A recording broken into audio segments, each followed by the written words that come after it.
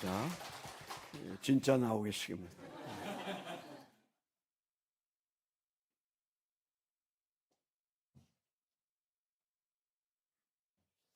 이 시간 우리 합심해서 한 번 더 기도하겠습니다. 성령님께서 이 예배 가운데 함께하여 주시고 또 오늘 예배에 참석하신 모든 우리 성도님들이 주님을 만나는 예배 될 수 있도록 말씀을 전하는 제가 성령 충만하여서 주의 말씀 온전히 전할 수 있도록 우리 합심해서 함께 기도하겠습니다.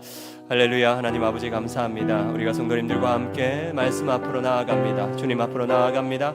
우리를 긍휼히 여기시고 성령의 충만함으로 함께하여 주시옵소서. 하나님 이 예배가 참석하신 모든 성도님들이 주님 만나는 하나님 아버지 그러한 은혜의 예배 될 수 있도록 주님께서 역사하여 주시옵소서. 말씀을 전하는 자를 주님께서 붙들어 주시고 성령의 충만한 가운데 하나님 아버지 주의 말씀 온전히 전할 수 있도록 주님 저를 인도하시고 이 예배를 주관하여 주시옵소서. 성령님께서 이 자리에 함께하여 주시옵소서. 모든 것 주님께 맡기며 감사드리며 예수 그리스도의 이름으로 기도드립니다.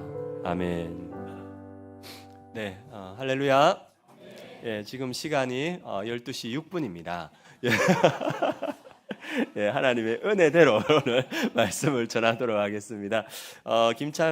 우리 정인희 선교사님이 많은 분들에게 은혜를 나눴고 아까 가장 기뻤던 순간이 오영일 전도사님 총각이냐 물어봤을 때 가장 은혜가 됐다고.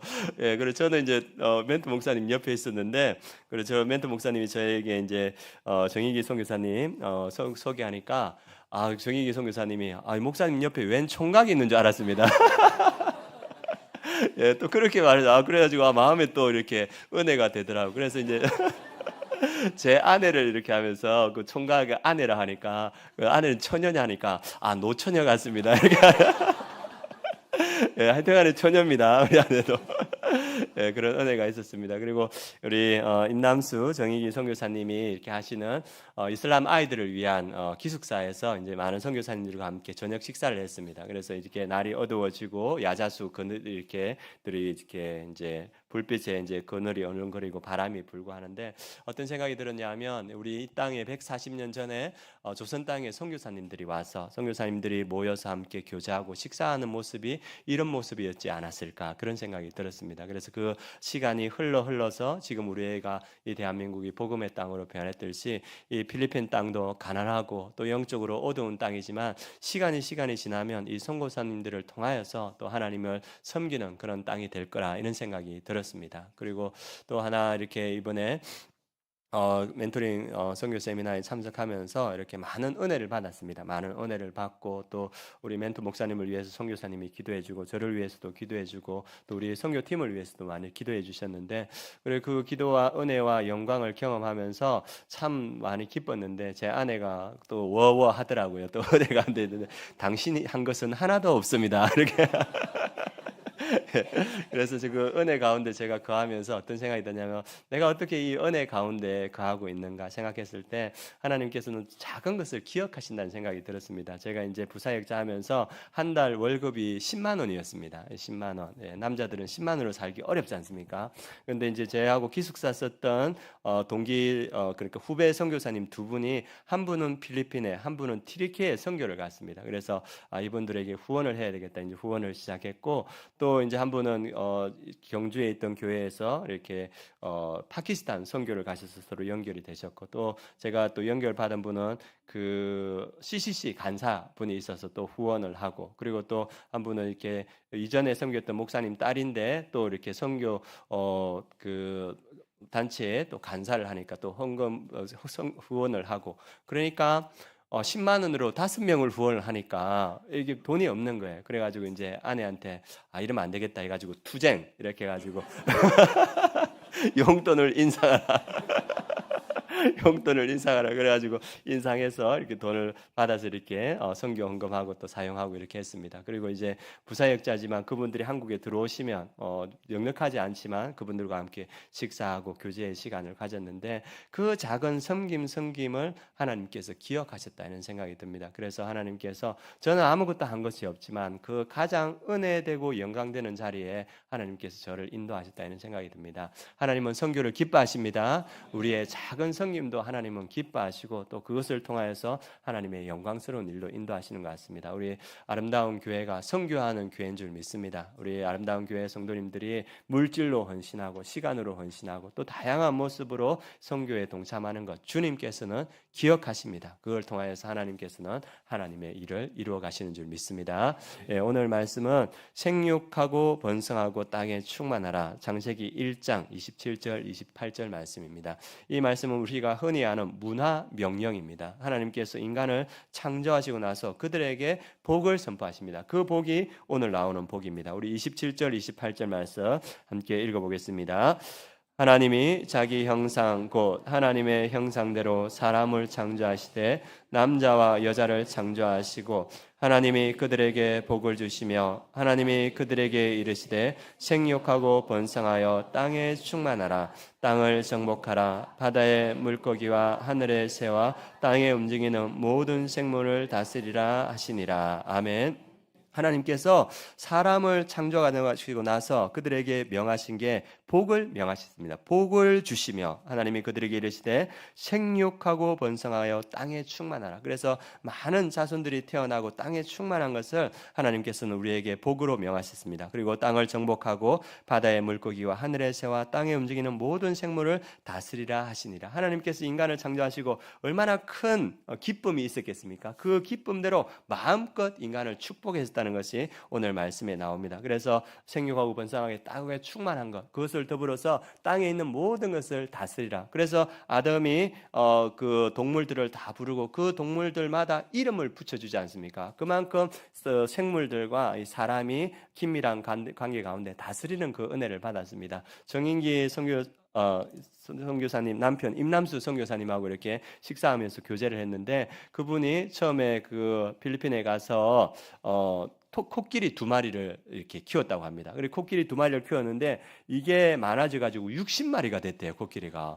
예, 그래가지고 이렇게 바람 삐 불면 와 하면서 얘네들이 밥 먹을 거라고 와 이렇게 오는 거예요. 그래가지고 밥을 먹이고. 그러니까 이 대초에 하나님께서 동물 다스리라는 그런 모습이 어느 정도 나타나지 않습니까? 그래 60마리를 키우는데 선교사님들이 그걸 보면서 나에게도 코끼리를 주십시오, 나에게도 코끼리를 주십시오 하면서 하니까 임난수 선교사님이 그 선교사님에게 잡아갈 수 있으면 잡아가세요 이렇게 해서 그래가지고 60마리 코끼리들 이렇게 선교사님들에 맡기니까 가서 이제 한 마리씩 데리고 갔던 것 같습니다. 그래서 코끼리가 다 이제 다 나눠드렸는데 이번에 또 2마리를 또 이렇게 데려와서 지금 키우고 있다고 합니다. 그래서 4월 달에 이제 한국에 들어오신다 하거든요. 그래서 코끼리 필요하신 분 아이들 키우시는 분들 중에서 또 코끼리 필요하신 분 있겠죠. 달라 하면 주실 거예요. 그래 마음껏 이렇게 공수하시면 되니까 막 데려오시면 됩니다. 그래서 임남수 선교사님 타장 같다 이렇게 부르면 코끼리들이 막 달려오고, 그렇게 하나님께서는 다스리는 복을 주셨고 생육하고 번성하고 땅에 충만한 복을 우리에게 주셨습니다. 그런데 이 복이 더 이상 복이 아니게 되었습니다. 3장에 보면 인간 안에 죄가 들어왔습니다. 인간이 죄를 범하게 되고 그리고 이제 하나님의 그 심판을 받게 됐는데, 그 이후에 인간이 생육하고 번성하고 땅에 충만하게 되었는데 그게 더 이상 하나님의 축복이 아니라 하나님의 심판의 또 재앙의 저주의 원인이 됐다는 것을 성경은 말해주고 있습니다. 우리 창세기 6장 1절 말씀 한번 보도록 하겠습니다. 앞에 PPT 있으니까 함께 보셔도 되겠습니다. 6장 1절 말씀 읽어보겠습니다. 사람이 땅 위에 번성하기 시작할 때 그들에게서 딸들이 나니, 사람이 땅 위에 번성했습니다. 이건 하나님의 축복이지 않습니까? 그런데 그 축복이 아니라 저주라는 것을 말해주고 있습니다. 우리 5절, 6절, 7절 말씀도 같이 읽어보겠습니다. 여호와께서 사람의 죄악이 세상에 가득함과 그의 마음으로 생각하는 모든 계획이 항상 악할 뿐임을 보시고 땅 위에 사람 지으셨음을 한탄하사 마음에 근심하시고 이르시되 내가 창조한 사람을 내가 지면에서 쓸어버리되 사람으로부터 가축과 기는 것과 공중의 새까지 그리하리니 이는 내가 그것들을 지었음을 한탄함이니라 하시니라. 하나님께서 축복하시고 복을 명하셨던 사람들이 오늘 말씀에 땅 위에 번성했다면 하나님이 기뻐하실 건데, 오늘 성경 말씀은 그 사람의 마음으로 생각하는 모든 계획이 항상 악할 뿐임을 보시고 땅 위에 사람 지었음을 한탄하였다, 깊은 근심에 빠졌다고 이렇게 말하고 있습니다. 그래서 하나님께서 결심을 했습니다. 내가 창조한 사람을, 내가 축복한 사람을 내가 지면에서 쓸어버리되 사람으로부터 가축과 기는 것과 공중의 새까지 그러하니 이는 내가 그것들을 지었음을 한탄함이니라. 하나님이 축복하셨던 사람들, 하나님께서 축복하셨던 이 세상을 그 노아의 홍수로 다 쓸어버리겠다고 이렇게 말합니다. 왜 그렇습니까? 인간 안에 죄가 들어왔기 때문입니다. 그래서 이 땅에 있는 모든 것을 다 쓸어버리고 노아의 방주에 탔던 8명 그 사람들만 남기고, 또 방주에 탔던 그 동물들만 남기고 이 땅의 모든 것을 쓸어버렸습니다. 그리고 그 8명이 이 땅에 다시 시작해서 사람들이 늘어나고 번성하고 도시를 이루었습니다. 그런데 그 사람들이 도시를 이루어서 생각했던 게 뭐냐 하면, 다시 사람들이 번성하여 도시를 세우고 탑 꼭대기가 하늘에 닿게 하여 자신들의 이름을 날리고 흩어짐을 면하자, 이렇게 하면서 자신들의 이름을 날리기 위해서 하늘에까지 닿는 탑을 세우기 시작했습니다. 그때 하나님께서 이 땅에 오셔서 하시는 말씀이, 만일 사람들이 같은 말을 쓰는 한 백성으로서 이렇게 이런 일을 하기 시작하였으니 이제 그들은 하고자 하는 것은 무엇이든지 하지 못할 일이 없을 것이다. 하나님께 도전하는 인간에 대해서 이대로 놔두면 안 되겠다. 그래서 그들의 언어를 혼잡케 해서 다 이 땅에 흩어버립니다. 하나님께서 축복하셨던 백성들을 노아의 홍수로 그들을 심판하시고, 또 언어를 혼잡하게 하셔서 그들을 땅에 흩어버리는 것을 보여주고 있습니다. 더 이상 생육하고 번성하고 땅에 충만하는 것이 인간의 축복이 아니라 재앙과 저주의 원인이 되었다는 것을 보여주고 있습니다. 그래서 우리 인간은 하나님의 심판 가운데, 저주 가운데, 그 재앙 가운데 살 수밖에 없는 그러한 상황에 빠졌다는 것을 창세기 1장부터 11장까지는 보여주고 있습니다. 그런데 하나님께서 우리를 그 저주 가운데 두지 않으시고 다시 복을 회복시켜 주시기 시작합니다. 그게 어디냐 하면 창세기 12장 1절에서 2절입니다. 우리 앞을 보고 같이 읽겠습니다.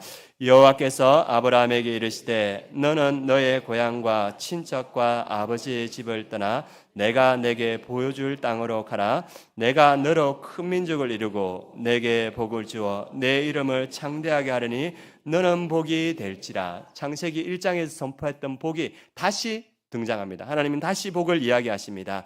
아브라함에게 너로 큰 민족을 이루고 내게 복을 주어서 내 이름을 창대하게 하겠다. 하나님의 복이 아브라함에게 임하게 하겠다고 말하고 있습니다. 그리고 너는 복이 될지라. 이것이 언제 이렇게 구체적으로 이루어지냐면 창세기 22장에 보면 아브라함이 그 아들 이삭을 하나님께 번제로 바치려고 할 때 그를 막으시고 그에게 구체적인 복의 내용을 선포하기 시작합니다. 우리 창세기 22장 18절 말씀 읽겠습니다.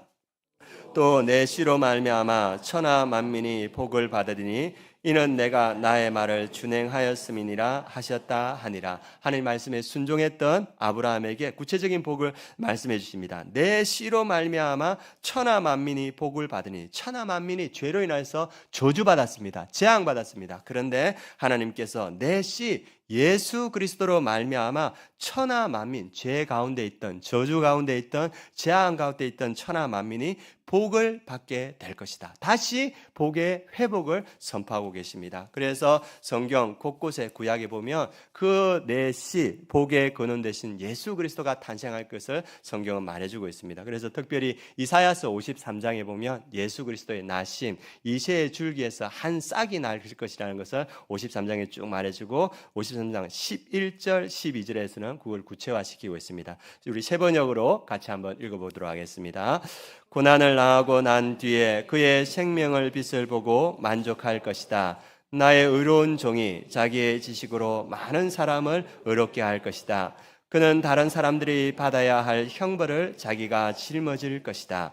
그러므로 나는 그가 존귀한 자들과 함께 자기 몫을 차지하게 하며 강한 자들과 함께 전리품을 나누게 하겠다. 그는 죽는 데까지 자기 영혼을 서슴없이 내맡기고 남들이 죄인처럼 여기는 것도 마다하지 않았다. 그는 많은 사람의 죄를 대신 짊어졌고 죄 지은 사람들을 다시 살리려고 중재에 나선 것이다. 그리고 예수 그리스도의 나심을 예언하시면서 그분이 어떤 분이십니까? 그는 다른 사람들이 받아야 할 형벌을 자기가 짊어질 것이다. 우리가 죄의 저주와 심판과 재앙 가운데 거해야 되는데 예수 그리스도께서 우리가 받아야 할 형벌을 자기가 짊어지기로 하셨다. 이렇게 말하고 있습니다. 그리고 그는 죽는 데까지 자기의 영혼을 서슴없이 내맡기고 그리고 많은 사람의 죄를 대신 짊어졌고 죄 지은 사람들을 살리려고 중재의 화목 제물로 자신을 드렸다. 이렇게 말하고 있습니다. 죄앙을 저주를 복으로 바꾸는 그 일들을 예수 그리스도가 이루어 주셨다고 말하고 있습니다. 그래서 갈라디아서 3장에서는 이것을 구체적으로 우리에게 말씀해 주시고 있습니다. 3장 13절 14절 말씀 같이 읽겠습니다. 그리스도께서 우리를 위하여 저주를 받은 바 되사 율법의 저주에서 우리를 속량하셨으니 기록된 바 나무에 달린 자마다 저주 아래에 있는 자라 하였습니다. 이는 그리스도 예수 안에서 아브라함의 복이 이방인에게 미치게 하고 또 우리로 하여금 믿음으로 말미암아 성령의 약속을 받게 하려 함이라. 예수 그리스도 이 땅에서 왜 오셨는가? 우리를 위하여 저주를 받은 바 되사 우리가 받을 저주였습니다. 그런데 예수 그리스도께서 우리를 위하여서 저주를 받으셨다. 우리를 속량하셨으니 기록된 바 나무에 달린 자마다 저주 아래에 있는 자라 하였습니다. 우리가 나무에 달려 우리의 죄 때문에 우리가 나무에 달려야 되는데 예수 그리스도께서 나무에 달리심으로 우리의 죄를 사하여 주셨고 대속하여 주셨습니다. 속량하여 주셨습니다. 그래서 이는 그리스도 예수 안에서 아브라함의 복이 이방인에게 미치게 하고 그렇게 하신 이유, 그분이 우리 대신 저주를 당하신 이유는 뭐냐 하면 아브라함의 복, 하나님이 최초에 선포하신 그 복이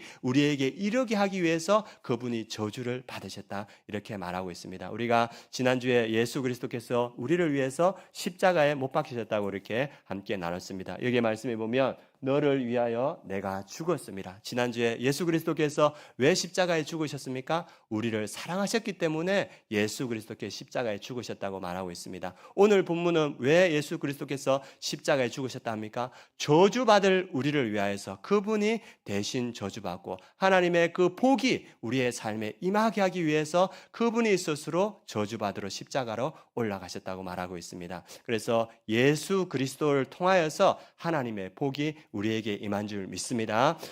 생육하고 번성하고 땅에 충만하라. 예수 그리스도 없는 생육 번성 땅에 충만한 저주와 재앙이지만 예수 그리스도 안에서 그 온전한 복이 다시 회복되었다고 성경은 말하고 있습니다. 제가 여기 오기 전에 안성에서 한 장로님 부부 식사를 같이 했습니다. 그 장로님 부부가 안성에 사시는데 권사님과 장로님인데 그분들이 이제 말씀을 나누면서 그 집안에 장로님 집안과 권사님 집안에 똑같은 일이 일어났답니다. 좋은 일이 일어났어요. 뭐냐 하면 안성이 지금 개발되고 있습니다. 많이 개발되고 있는데 그 장로님 집안에 문중산이 있는데 그게 그 기업 단지들이 개발되면서 거기에 들어가 가지고 보상을 받게 됐다고 합니다. 몇십억의 보상을 받게 됐대요. 얼마나 좋은 일입니까? 그래가지고 몇십억의 보상을 받게 되었으니까 그 문중에서 처음에는 기뻐했는데 무슨 일이 나타났느냐? 그 집안에서 이 돈을 차지하기 위해서 서로 자기 것이라는 싸움이 일어났대요. 그래가지고 제일 큰 문중 어르신이 원래는 안 그랬는데 돈이 생기니까 이거 내 거다 하면서 주장하시고 그리고 다른 밑에 사람들도 주장하고 그래가지고 이것들이 소송에까지 가게 됐다고 합니다. 그리고 어디까지 갔냐? 대법원까지 갔다고 합니다. 대법원까지 가서 소송의 결판이 났는데 돈이 다 사라졌어요. 왜 사라졌겠습니까? 소송 비용으로 다 사라져 버리는 거예요. 그러면서 가족과의 친지들이 다 각각 뿔뿔이 흩어지는 모습을 봤다고 장로님이 고백하시더라고요. 그래서 돈이 예수 그리스도 없을 때 재앙이 될 때가 있습니다. 예수 그리스도 없는 그러한 성공과 그러한 축복이 아니게 될 때가 너무나 많음을 우리가 봅니다. 그리고 이 권사님 가정에도 똑같은 일이 일어났대요. 그 권사님 가정에 그 문중에 이렇게 그 산이 또 이렇게 편입되어서 보상을 받았는데 그래서 그 형제들이 예수님을 잘 믿는데 이것들을 다 나눴대요. 다 달려 나가지고 얼마씩 이렇게 나눴는데 그 맨 막내가 사업이 어려워져 가지고 부도가 나버렸어요. 그래서 집을 쫓겨나게 됐습니다. 그래서 쫓겨내 가지고 이제 갈 집이 없으니까 이 형제들이 다 모여서 뭘 결정했냐면 우리 받았던 그 돈 우리 막내에게 집 한 채 마련해 줘야 된다. 그래 가지고 그 돈을 다 걷어서 막내에게 집 한 채를 마련해 주대요. 그 혜택을 입었던 분이 그 권사님이거든요. 그래서 그 감사와 그 고마움을 이루 말할 수 없었다고 하더라고요. 이야기를 들었습니다. 그래서 똑같은 일이지만 예수 그리스도 없는 가정의 그 축복이 결국은 재앙으로 끝나는 모습을 보고 예수 그리스도를 믿는 그 가정이 그 축복이 더 큰 축복과 사랑으로 변화되는 모습을 봅니다. 그래서 오늘 말씀 이 생육하고 번성하고 땅에 충만하 하나님께서 우리에게 축복을 면하셨는데 그 축복이 온전한 축복이 되기 위해서는 무엇을 통과해야 됩니까? 예수 그리스도를 통과해야 된다는 겁니다. 그래서 예수 그리스도 안에서 이 축복이 온전한 우리의 축복이 된다는 것을 말씀해 주고 있습니다. 그리고 하나님께서는 복받은 우리에게 그 복을 전하는 사명을 주셨습니다. 이 영원한 사망이 예수 그리스도 안에서 영원한 생명이 되고 또 하나님과 동행하는 그러한 복이 되고 또 생명을 얻고 더 풍성히 하는 복, 이 저주가 다시 그리스도를 통하여 복이 된 복을 누린 우리에게 이 복을 너희들만 누리지 말고 선포하라고 말하고 있습니다. 태초에 하나님께서는 인간을 만드시고 복을 선포하셨는데 그게 저주가 되었지 않습니까? 이제 예수 그리스도 안에서 새로운 창조, 예수 그리스도께서 뭐라 하시냐면 내가 만물을 새롭게 하노라 이렇게 새 창조를 선포하셨습니다. 그래서 새 창조의 은혜를 입은 예수 그리스도를 믿은 우리에게 예수 그리스도께서는 무엇을 말하냐면 이 복을 선포하라고 말하고 있습니다. 그 말씀이 마태복음 28장 19절 20절입니다. 우리 함께 봉독하게 보겠습니다.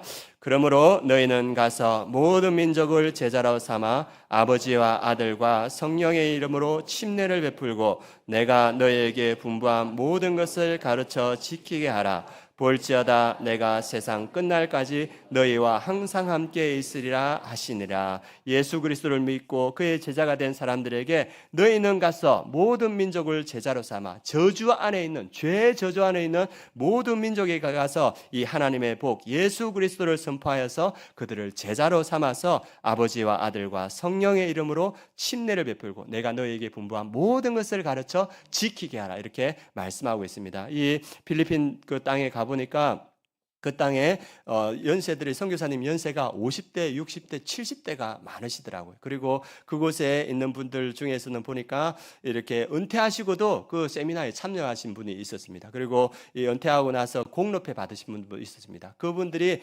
그 필리핀 각 지역에 또 이렇게 지역 종족들마다 들어가서 복음을 전하더라고요. 왜 전합니까? 하나님의 복을 전하기 위해서 하나님의 복과는 먼 그들에게 하나님의 복을 전하기 위해서 은퇴하고도 여전히 사역하는 모습을 보여주고 있습니다. 우리 아름다운 교회도 주님께서 선포하시는 내용이 뭡니까? 너희들이 복받은 백성이다. 믿으십니까? 우리 여기 있는 아름다운 성도님들은 복받은 백성입니다. 그런데 이 복이 너희에게만 머물지 말고 가서 모든 민족을 제자로 삼아라. 그리고 사도행전 1장 8절에도 오직 성령이 너희에게 임하시면 너희가 권능을 받고 예루살렘과 온 유대와 사마리아와 땅까지 이르러 내 증인이 되리라 하시니라. 그래서 이 복을 우리 안에만 멈추게 하지 말고 이 하남과 서울 지역과 이 민족과 열방에까지 전하라 이렇게 말씀하고 있습니다. 우리가 이 명령을 받아서 이 명령을 수행하고 있습니다. 우리가 보니까 오늘도 이제 전도팀이 나갑니다. 1시 반에 우리 가장 불붙은 분이 누구시라고요?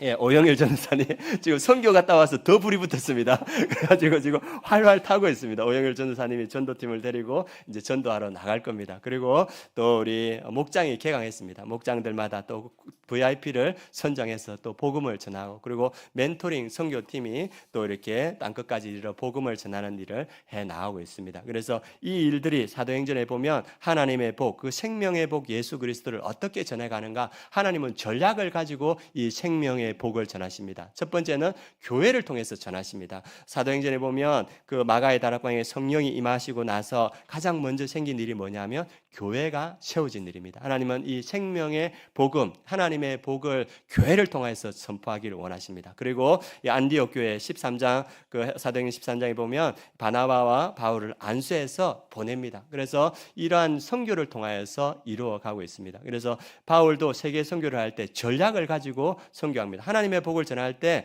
우리가 열정은 가득하지만 어떨 때는 어떻게 해야 될지 모를 때가 있는데 성경을 통해서 우리가 알 수 있는데 이 바울은 어떻게 복음을 전했느냐? 거점 도시를 통해서 전했습니다. 에베소라는 큰 도시, 고린도라는 큰 도시, 그런 도시를 통하여서 그곳에서 복음을 전할 때 그 복음의 영향을 받은 양육된 사람들이 지방 도시로 가면서 복음을 전해갔습니다. 그렇게 대도시 위주의 선교를 했었고, 또 하나는 바울은 팀 사역을 통해서 하나님의 이 복음, 하나님의 복을 선포했습니다. 그래서 이 보면 마가도 놓고 바나바도 놓고 브리스길라와 아굴라, 디모데, 디도 이렇게 하면서 혼자서 하지 않고 팀 사역을 통해서 복음을 전했을 때 하나님의 놀라운 역사가 나타났습니다. 그리고 바울이 사역을 했던 방법 중에 마지막으로 하나는 이 양육을 했다는 겁니다. 바울도 혈기가 있지 않습니까? 그래서 이 이스라엘이 로마의 식민지였기 때문에 열심당원처럼 이 폭력과 힘으로 자기의 어떤 뜻을 성취할 수 있었는데 그렇게 하지 않고, 그리고 고아사역이나 구제와 긍휼 사역을 할 수 있었는데 그렇게 하지 않았습니다. 그리고 회당이나 선교센터를 만들 수도 있었지만 그 사역을 하지 않고 거점 도시를 통하여서 사람을 양육하는 일을 했습니다. 디모데를 양육하고 디도를 양육하고, 그리고 그 선교를 통하여서 사람을 양육하여서 그 사람들을 통하여서 복음을 선포하는 일을 했습니다. 그래서 제가 우리 멘토링 선교팀을 이렇게 볼 때 우리도 바울 사도의 선교와 많이 비슷하다는 생각이 들었습니다. 그래서 선교사님들이 다 모일 수 있는 그러한 도시들마다 선교 멘토링 선교들을 시작하고, 그리고 이 선교팀이 함께 갑니다. 선교팀이 함께 가서 목사님은 멘토링 선교를 하고, 또 우리 성도님들은 간증을 하면서 또 쪽 강의를 하면서 그것들이 시너지가 되어서 선교사님들에게 은혜로 끼쳐지더라고요. 그리고 이제 선교사님들이 목사님 강의와 함께 은혜 받는 그 똑같은 비중으로 은혜 받는 게 뭐냐? 간식입니다. 이들이 선교사님, 멘토링 목사님, 멘토링 선교도 훌륭하다, 간식도 훌륭하다 이렇게 이야기하셨더라고요. 그래서 이 팀으로 사역할 때 그 은혜가 더 커진다는 것을 느꼈습니다. 그리고 우리 멘토링 선교는 선교 센터를 지을 수도 있고 고아원 사역도 할 수 있고, 그리고 교회를 지을 수 있지만 바울처럼 사람을 양육하는 데 집중합니다. 그래서 그 사람들이 선교지 곳곳에 가서 그 선교의 역사들을 이루어가는 모습을 봅니다. 그래서 우리의 하는 사역이 바울의 사역과 같은 그러한 21세기의 사역이라는 생각이 듭니다. 그리고 이번 선교를 통해서 제가 느끼는 것은 하나님께서 이 멘토링 선교를 기뻐하신다는 겁니다. 맨 마지막 시간에 어떤 시간이었냐면 우리 멘토링 선교팀이 다 위로 올라오고 선교사님 다 일어나서 서로를 축복하는 시간을 가졌습니다. 그래서 이 선교사님들은 우리 멘토링 선교 팀을 축복하고, 또 우리 멘토링 선교팀은 선교사님을 축복하고, 축복하는 아름다운 시간이지 않습니까? 그런데 눈물을 주체할 수 없었어요. 그곳에 하나님의 은혜가 임하니까 우리를 축복하는 선교사님들이 눈물을 흘리면서 우리를 축복하시고, 또 우리 멘토링 선교팀들도 이제 일이 끝났지 않습니까? 그러면 감사의 기쁨의 웃음이 나야 되는데 눈물이 나는 거예요. 이렇게 주님의 임재가 그곳에 임하니까, 하나님의 얼마나 이 사역을 기뻐하시는가, 그것들이 우리에게 부어지니까 선교사님도 울고 우리도 울었던 그 시간들이 있습니다. 하나님은 멘토링 선교를 기뻐하십니다.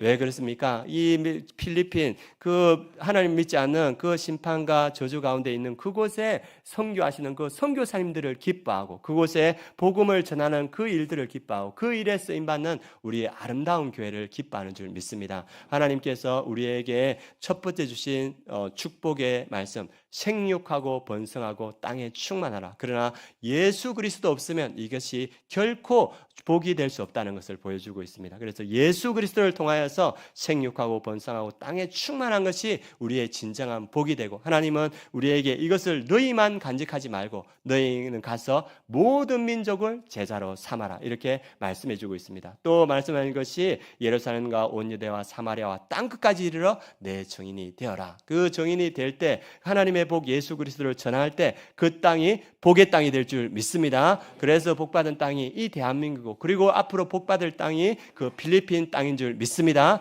우리가 이 믿음으로 함께 끝까지 이 복음을 전하는 사역에 귀하게 쓰임 받기를 원합니다. 오늘은 우리가 그 필리핀 멘토링 선교에서 마지막 불렀던 찬양이 있습니다. 헌금하면서 불렀는데 이 찬양을 부르면서 어떤 마음이 드느냐면, 하나님께서 우리 멘토 목사님을 얼마나 기뻐하시는가, 우리 멘토링 선교팀을 얼마나 기뻐하시는가, 그리고 우리 아름다운 교회를 얼마나 기뻐하시는가, 그것을 느낄 수 있었습니다. 우리